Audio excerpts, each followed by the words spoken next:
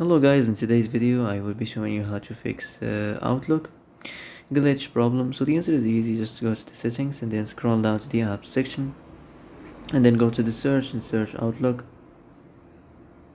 and then go to the storage and here you will find this clear cache option. Click on it. Now you can go check it if it worked, and if it didn't you can try to restart your phone or turn the Wi-Fi off and on, or the Bluetooth or the airplane mode.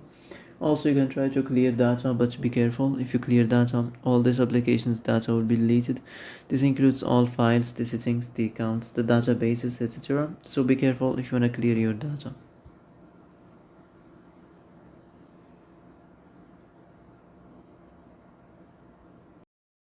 And that's it for today's video. I hope this is the answer you've been looking for. If you like this video, don't forget to like and subscribe, and see you in the next video. Thanks for watching.